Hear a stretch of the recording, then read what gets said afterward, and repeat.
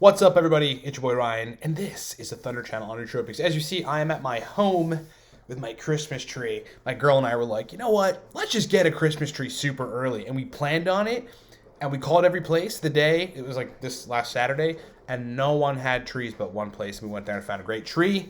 Gonna talk about why people can take nootropics for a considerable period of time and not have downregulation or receptor issues and not have tolerance issues. It's an affliction, or a state that I wish that I could be in, because I'm always kind of having to optimize receptors after a bout of certain nootropics to keep the effect, positive after cycling off.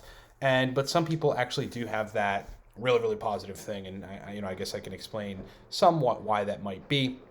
In the meantime, on the right over here, as you see, the Cortex stack is going live at buy one, get one free this Friday. That's the best we can do on a Black Friday deal. We haven't run a BOGO in probably about 3 months or so, and I know a lot of you guys are anticipating and waiting for it. So we're gonna take the price down to like $30 or something. I think now it's 34, 32. So it'll be a little cheaper, and then it's buy one, get one free. The coupon code again will be get one GET space ONE, and that'll be up Friday. Pay attention to the email list if you're not on it. Go to livecortex.com. A welcome match. You'll come put your email in there, and then we'll email you when it's ready. We'll also be doing videos about it too. So look forward to BOGO this Friday on the Cortex stack. So this email came through, and it comes through kind of a lot. The question about, why is it that I can take phenylpiracetam as an example, or better yet, like dopamine stimulating agents, and then very, very quickly, nootropics that work on dopamine or, increasing the quantity of it, putting it extracellularly, fairly optimizing signaling, that they lose their effect very quickly. Whereas I talk to other people who take phenylpiracetam, which is a dopamine reuptake inhibitor in some sense mildly. L-Dopa is in some of people's regimens and other dopaminergic-centered compounds, uridine, CDP choline, and the response is just still the same for them. The answer to that question is some people's receptor sites just don't desensitize as quick as other people's.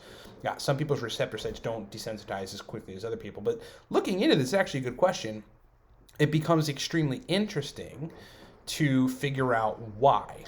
One of the major chemical elements involved in receptor expression, whether dopamine or serotonin, just take those two neurotransmitters for example, and acetylcholine, is phospholipids. So phosphatidyl inositol, phosphatidylserine, phosphatidylcholine, what's that last one? It's a critically important one. Phosphatidyl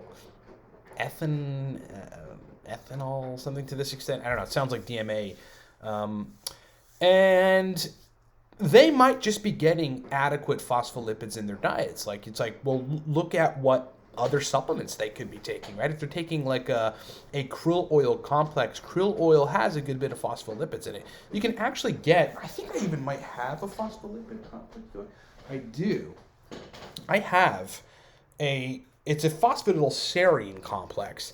But essentially it's a phospholipid complex. It's got, phosphatidylethanol-amine, phosphatidylinositol, phosphatidylcholine, phosphatidylserine, and then some fatty acids, oleic acid, palmitic acid, stearic acid, caprylic acid, capric acid. Right? It's almost kind of similar to like drinking MCT oil. And I just take that for general membrane optimization, phospholipid concentration, because I feel like as a baseline, it does help me think. Aside from using nootropics, it helps my brain work. But importantly, phospholipids help the expression of various neurotransmitter receptor sites, including acetylcholine, dopamine, and serotonin, okay? So that could be one reason. Another thing is, like we've talked about before on the dopamine optimization side, look, I work with people that when we've worked together long enough and we're targeting the dopaminergic system, that if we're going to be doing anything that is could potentially downregulate the system, like just like blasting a bunch of extracellular dopamine and then agonizing all the dopamine receptors, I have them taking 9-MeBC to make sure that that desensitization doesn't happen. I also make sure that they're synthesizing dopamine correctly. I also make sure that they're projecting it correctly, and all of that is in the research. As an example, 2 grams of NAC a day, I guess your dose is going to vary, but 1 to 2 grams of NAC a day fosters dopaminergic projection through the striatum as well as in some mesocortical limbic areas. Just taking NAC has that ability, just NAC. And acetylcysteine, which is really, really cool.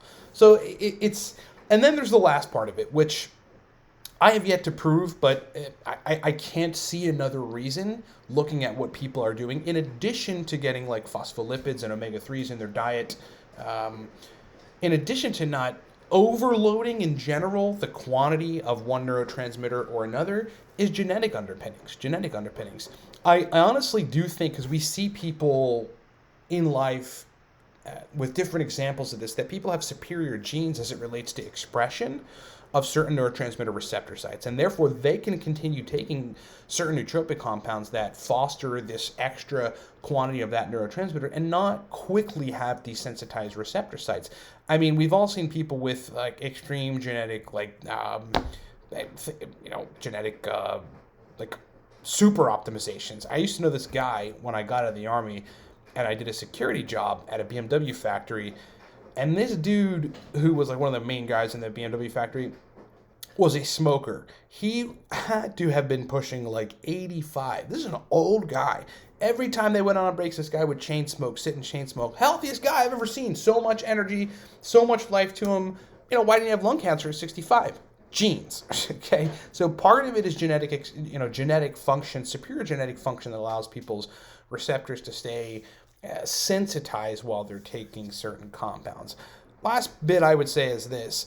What I've learned in the last 4 years has been a major focus of mine, largely influenced by my work in PSSD, really heavily looking at receptor sites and their expression and how to keep them maintained, is that the transporter molecules, so DAT on the dopamine side and SERT on the serotonin side, are pretty critical for making it so that you don't desensitize the receptors, because you're keeping the uptake of the neurotransmitter maintenance, and you're making it so that, yes, even though modafinil is going to put some dopamine in the extracellular space, ultimately the DAT is going to transport some of it out of it and recycle it.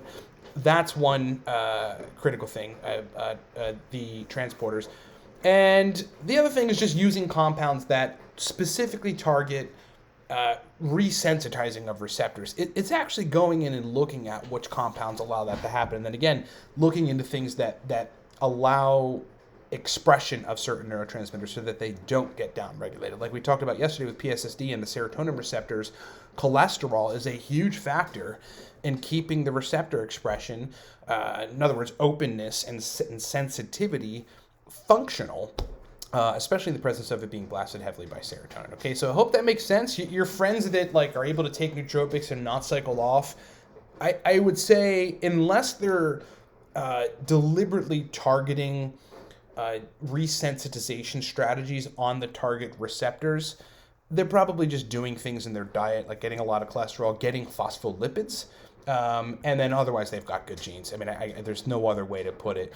But I think this should be the topic of some other videos that we do soon, aside from looking at, dopamine and serotonin transporters and like 9-methylbicarbonate for dopamine, just other compounds that are able to upregulate the function of receptors. Because if you're able to do that, you can take nootropics for longer periods of time without cycling, and the effect of some of your favorite stacks will rarely decrease, which is a really awesome thing. Okay, so I hope that makes sense. Thanks so much for being with me, guys. Remember, this Friday, BOGO on Cortex. You got to look out for it.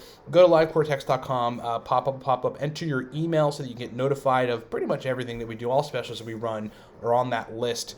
We'll notify you Friday. Otherwise, come back to livecortex.com on Friday, Black Friday, and get the BOGO special. I will do more videos in the meantime so that folks understand what the coupon code is, but just so you understand, I'm going to put it down here in this slot. The coupon code for BOGO is just going to be GET1, GET space O-N-E. That's going to be the coupon code. You add a bottle to your cart, you type in the coupon code, it applies. It registers on our side, then we ship you a free bottle per what you buy. So if you buy 1, you get 1 free. You buy 10, you get 10 free. Whatever you want to do. That goes live this Friday, so pay attention to that. Thanks so much for watching, everybody. Talk to you next time.